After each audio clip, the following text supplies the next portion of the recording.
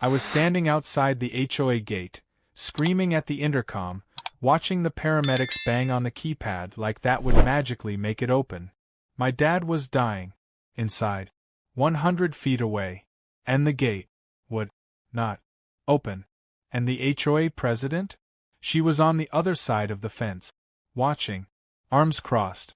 She said, and I quote, "Policy is policy." 3 days later, my father was dead. 3 months later, the lawsuits started rolling in like biblical plagues. And guess who lost everything? Yeah. This is the story of how HOA Karen killed my father and I took down her entire empire, one smug violation letter at a time. It started on a Tuesday, which already felt cursed because I was on the phone with the DMV before anything even happened. My dad called me, sounding off. He never sounded off. Stubborn old Marine, the kind of guy who thought Tylenol was a government conspiracy. But that day, his voice was slurred, confused. He said he couldn't feel the right side of his body and his vision was blurry. I didn't wait for more. I called 911 and peeled out of my office parking lot. My dad lived in a gated community run by a homeowners association that thought they were the United Nations. You couldn't sneeze in that place without filing a noise ordinance request in triplicate. But they also had rules. Rules about who could get in, when, how, and apparently even why. When I got there, the ambulance was already waiting at the gate. Sirens off, but lights on. 2 EMTs were standing in front of the keypad, trying every possible combination, pounding on the metal box like maybe it would show some humanity. It didn't. I jumped out of my car and ran up to them, heart jackhammering in my chest. My dad was in there, alone, and every minute mattered. I hit the call button on the intercom. It rang once, twice, and then the camera blinked on. And there she was. Karen, the HOA president. Looking like a cross between a wine mom and a Bond villain. Perfectly pressed blouse, hair stiff with enough hairspray to deflect bullets, and a face like she'd just smelled a fart. She looked right at me, right at the paramedics, and said, "This vehicle is not registered with the community. Emergency or not, it must go through the proper channels." I wish I was making that up. I wish I could say she just didn't understand the situation. But she knew. I yelled through the speaker that my father was having a stroke, that he needed help, that they could lose him if we didn't get in now. She looked at her clipboard, yes, clipboard, and said, "Residents are responsible for ensuring their guests and services are pre-approved."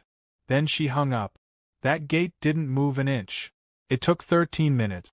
13 rage-filled, helpless, gut-wrenching minutes for someone else, another board member, thankfully with a shred of decency, to override the gate manually. The ambulance roared through, and I followed close behind, running into my dad's house like I was trying to rewind time with my feet. He was on the floor, one arm twitching, the other limp, eyes half open. The EMTs did what they could. Rushed him to the hospital. But it was too late. The stroke had spread. He never woke up. He died 2 days later. I signed the papers to turn off life support on the 3rd. I didn't cry at first. I think I was too angry to cry. At the funeral, Karen sent flowers. And by sent flowers, I mean she shoved a wreath on our front porch with a folded violation notice inside. Apparently, our grass had grown half an inch too high in the 2 days I'd spent in the hospital with my dying father. I stared at that notice, and something inside me shifted. You know that moment when you stop being sad and start planning? That was me. Right then. The thing about HOAs is that they're bullies with clipboards. They rely on everyone else following the rules so they can bend them. They assume no one's going to fight back. But unfortunately for Karen, I'm not just any grieving son. I'm an estate planner. With a minor in property law. And a lot of free time. I started digging. Not metaphorically. Literally.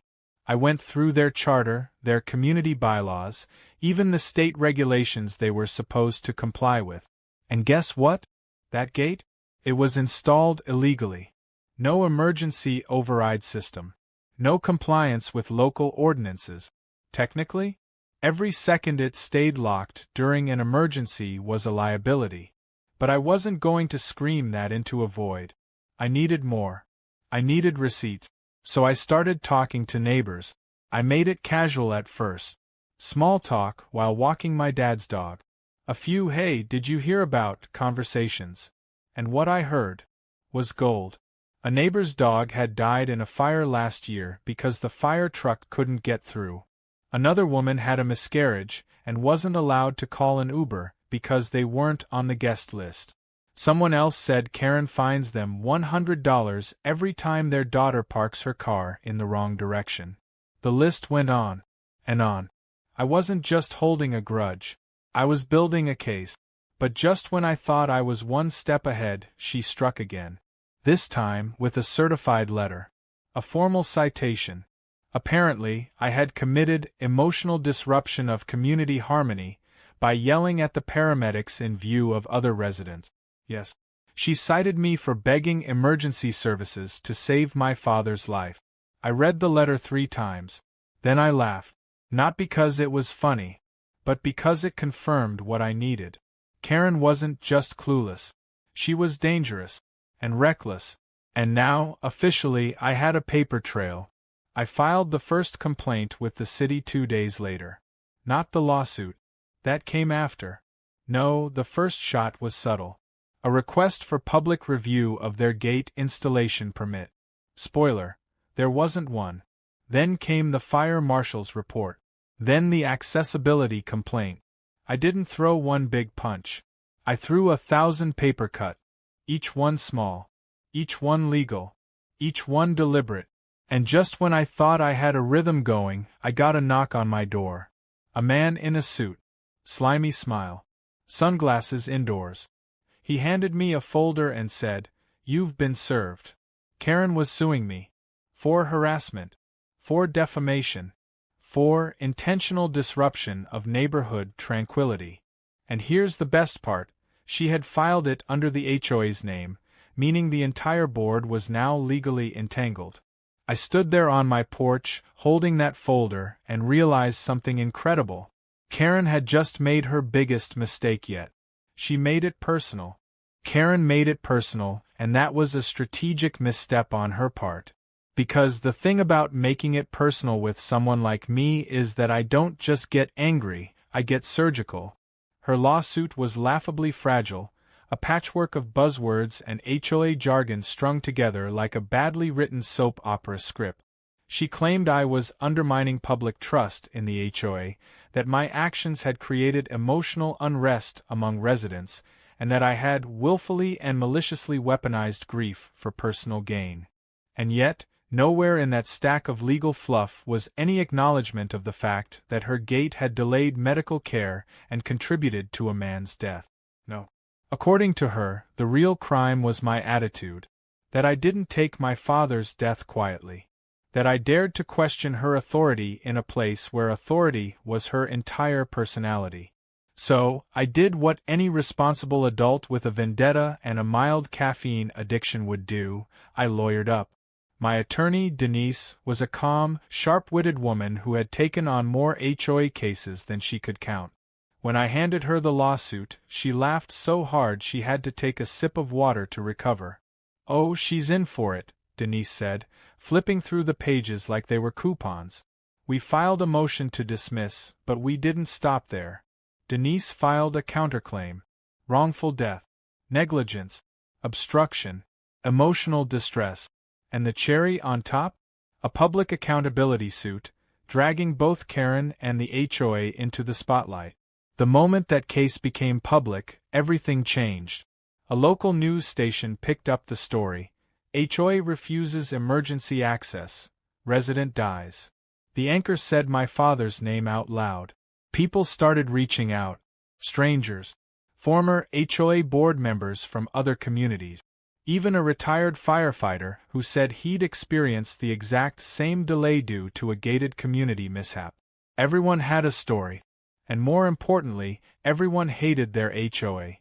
I went from grieving son to reluctant hero in a niche category of suburban warfare.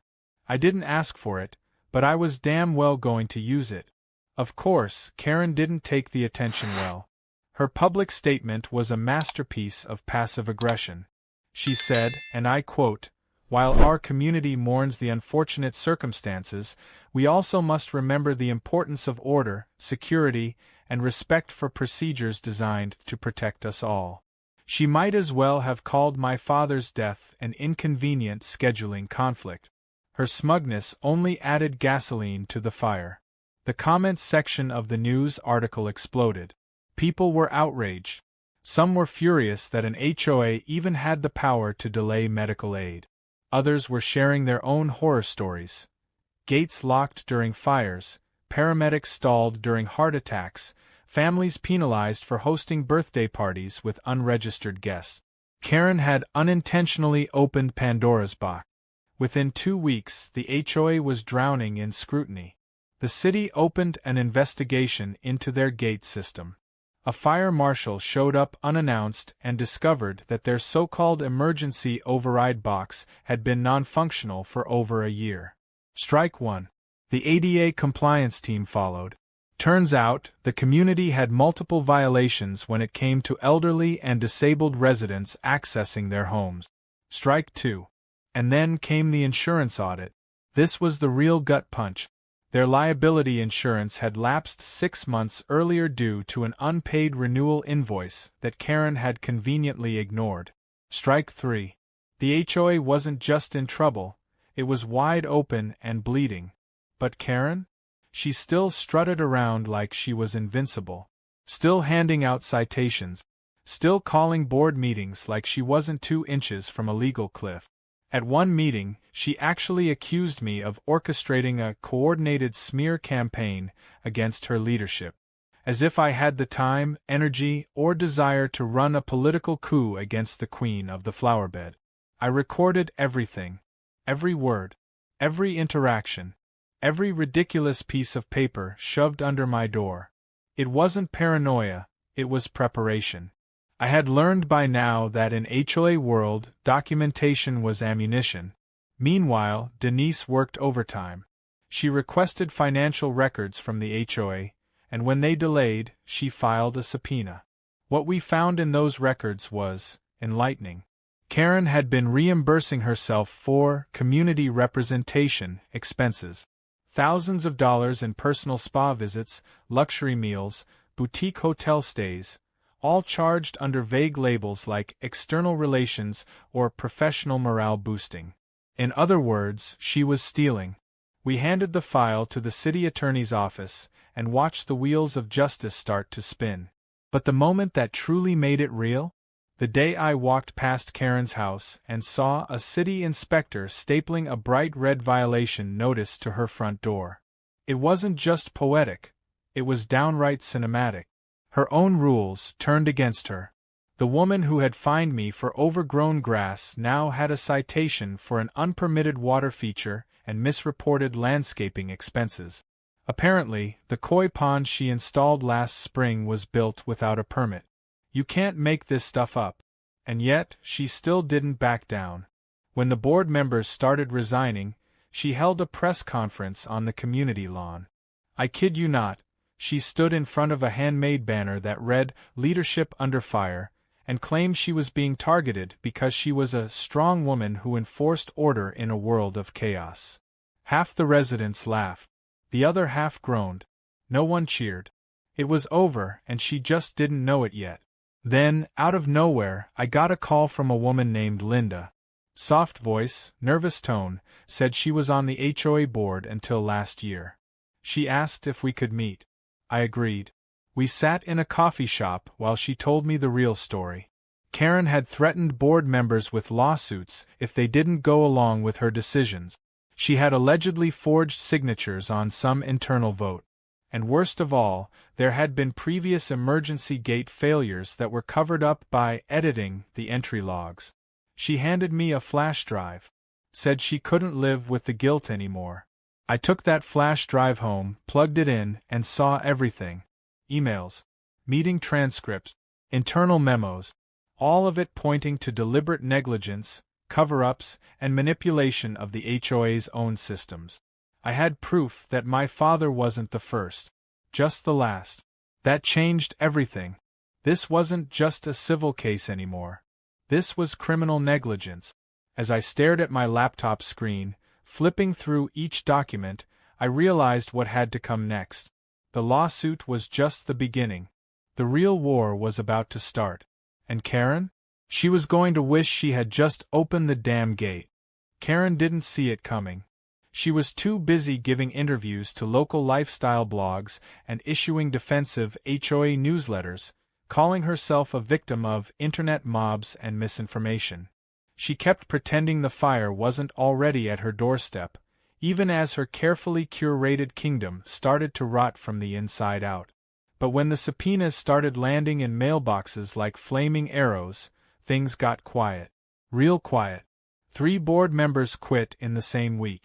One of them left a typed resignation letter taped to the clubhouse door that just said, "I didn't sign up for this." No signature. Just the sentence. That was the tone now, panic laced with cowardice. The city attorney didn't waste time. They started cross-referencing the files from the flash drive with official community reports, and the discrepancies were so obvious it was laughable. The entry logs from the gate had been scrubbed clean on multiple occasions. Entire days were missing. Days where residents had complained about ambulance delays or service workers being denied access. There was even one case where a man's oxygen tank delivery was turned away at the gate because the driver wasn't pre-approved. That man had to be hospitalized later that night. Karen had buried it, just like she buried everything else that didn't fit her narrative of perfect, peaceful community standards. Denise filed an amendment to our lawsuit. It now included criminal negligence and fraud. Karen was being sued personally, not just in her role as HOA president. That's when the gears really started grinding. Her house, her car, her accounts, they were all suddenly within reach. And her lawyer? Some budget mall attorney with a commercial that ran between reruns of soap operas. He looked like he practiced out of the back of a vape shop. I almost felt bad for him until I remembered he was defending someone who weaponized a gate against a dying man. Karen's composure cracked in stages. First, she stopped appearing at board meetings in person. Then, she started sending out memos from a private email address, which we immediately subpoenaed. When her own neighbors started testifying against her, she snapped. She went full scorched earth, accusing people of conspiring, of being brainwashed by internet hysteria, and, my personal favorite, of being anti-community. Whatever that meant. Meanwhile, Denise and I just kept stacking the deck. More statements, more affidavits, more expert witnesses. An emergency responder from another district even volunteered to testify that he'd flagged this exact HOA years ago for dangerous gate delays and had been politely ignored. That phrase became something of a rallying cry for us. Politely ignored. That's what Karen did best. Until people stopped being polite. When the deposition finally came, Karen was a shadow of her former self. No clipboard. No pearls. Just a trembling hand and a defensive posture. She kept looking at her lawyer like he was going to dive across the table and save her every time she was cornered.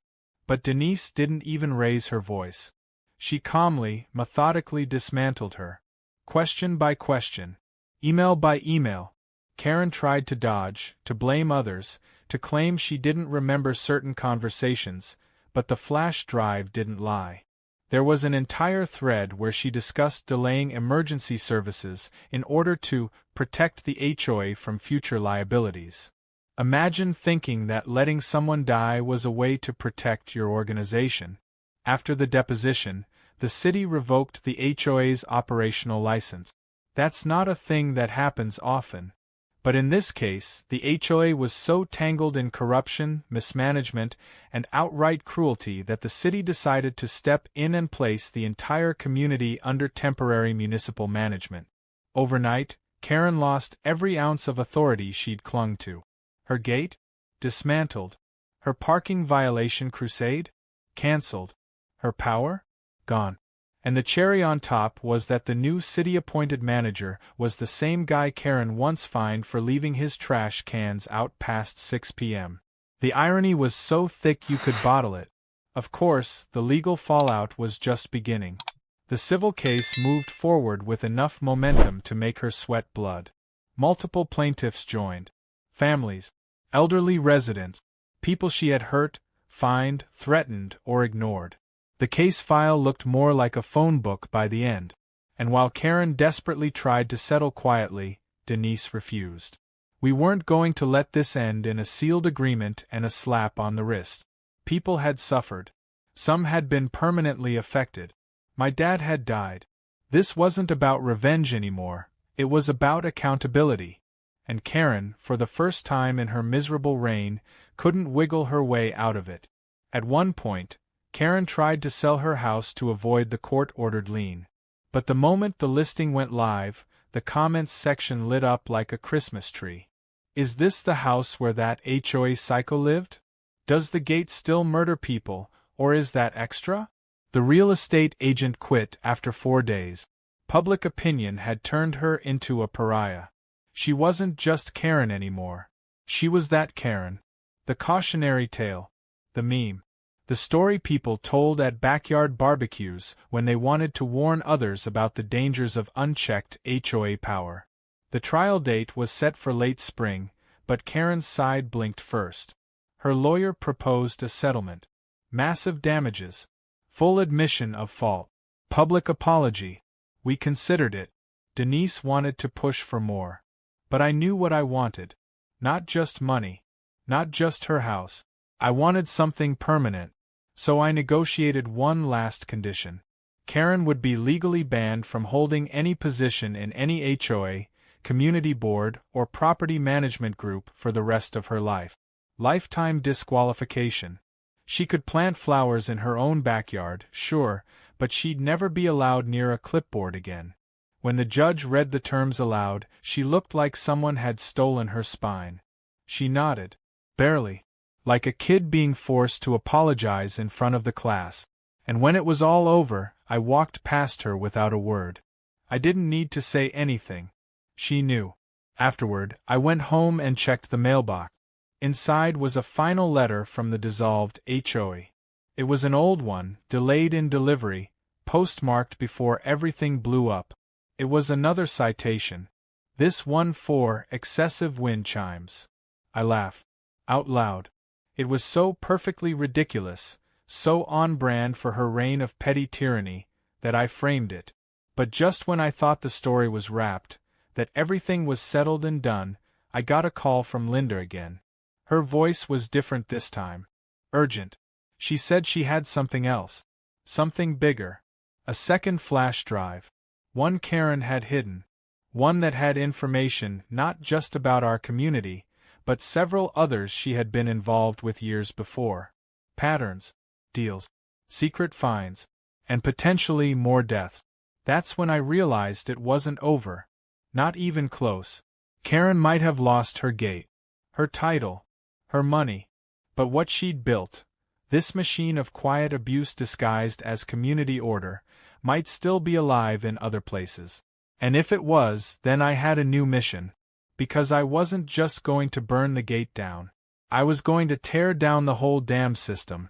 I didn't think revenge would feel like this. I thought it would be louder somehow. More cinematic. Like a standing ovation or a slow clap at the end of a courtroom drama.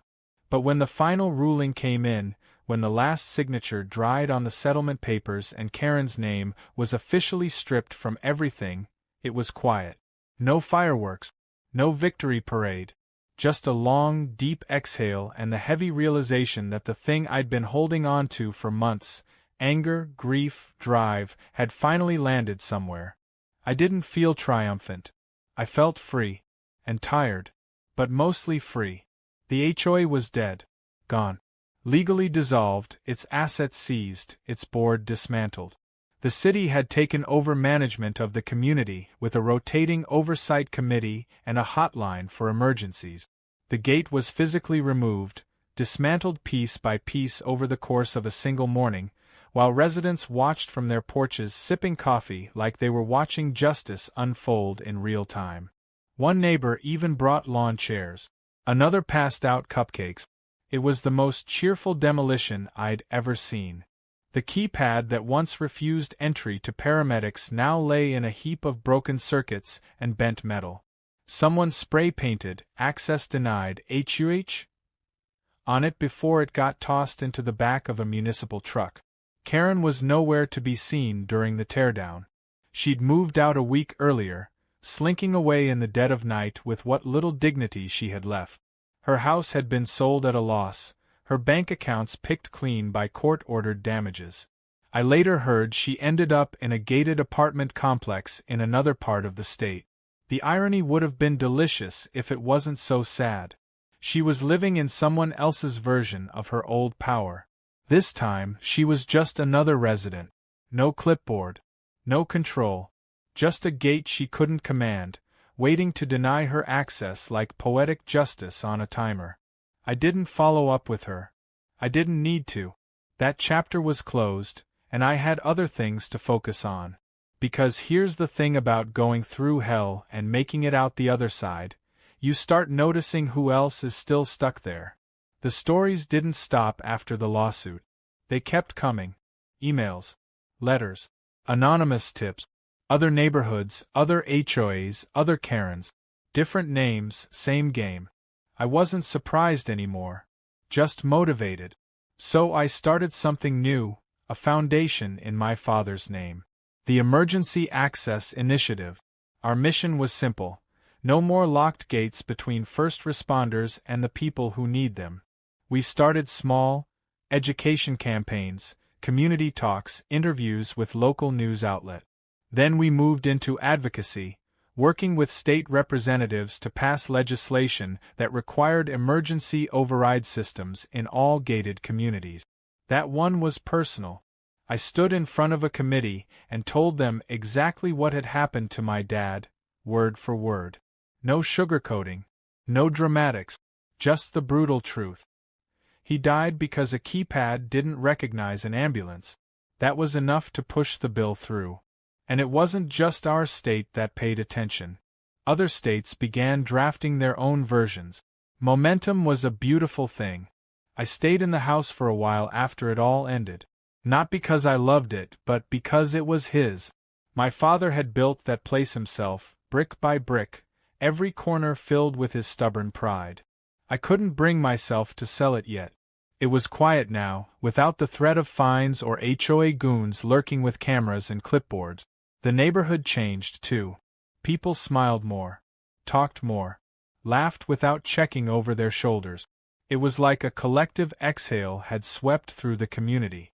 We were finally allowed to be neighbors again, instead of suspects in someone else's control fantasy. The front yard became a small memorial garden. Not flashy. Just a bench, a plaque with my father's name, and a space for people to sit. Someone left flowers every week. I never found out who. Maybe one of the neighbors he used to help fix sprinklers for. Maybe just someone who remembered what happened. Either way, it reminded me that people don't forget. Especially not when something breaks the illusion of safety. That gate was supposed to keep danger out, but it had locked it in instead. And now, people were starting to ask the right questions. I didn't expect the second flash drive to haunt me like it did. I'd already won, hadn't I? Karen was gone. The HOA was dead. The laws were changing. But Linda had been right. What she gave me wasn't just extra evidence. It was a blueprint of a larger problem. Other HOAs Karen had consulted for. Other communities she'd influenced. Patterns of power abuse. Falsified records. One document listed a string of emergency reroutes that caused serious delays. One entry ended in death. A child. That was the moment I knew I couldn't stop at just our neighborhood. So I didn't. I expanded the foundation's reach. I worked with journalists to expose systemic problems in private community management. I started a podcast, of all things, interviewing victims of HOA abuse. It got traction faster than I expected. People needed to vent. They needed to know they weren't crazy. That the absurdity they were experiencing wasn't unique. That there were others fighting back. And slowly, like a crack spreading across glass, the image of the all-powerful HOA began to splinter. But even with all of that, some nights I'd still wake up and remember the sound of that keypad beeping. The cold metal of the intercom box. Karen's face on the camera screen. My voice cracking. My dad's voice in my head. Grief isn't something you erase with a court case or a settlement check. It lingers. It sharpens you. It sits quietly in your chest like a stone you just learned to carry. But the weight gets lighter when you know it wasn't for nothing. That someone else's father might live because mine didn't. That a gate will swing open next time instead of holding firm. The last time I visited the old gate site, it was just open space. The posts were gone. The keypad hole filled in. Someone had planted flowers where the control box used to be. Bright, unapologetic marigolds. My dad hated flowers. Said they were just fancy weeds with an ego. But I think he'd have liked these. Not for what they were, but for what they meant. That something once cold and indifferent had been replaced with something alive. As I stood there, hands in my pockets, a kid biked past me and waved. No gate to stop him. No clipboard to track him. Just a kid, free to come and go as he pleased. And that's when it really hit me. This wasn't just a story about revenge. It was about freedom. About refusing to let fear dress itself up as order. About tearing down the illusion of control when it becomes a cage. And about making sure no one ever dies behind a keypad again. I turned around and walked back to my car, wind at my back, sun breaking through the clouds. And just before I closed the door, I looked over my shoulder one last time and whispered, too quiet for anyone but me to hear, but loud enough for the memory to catch it. Too late for flowers, but at least nobody has to die to get in anymore.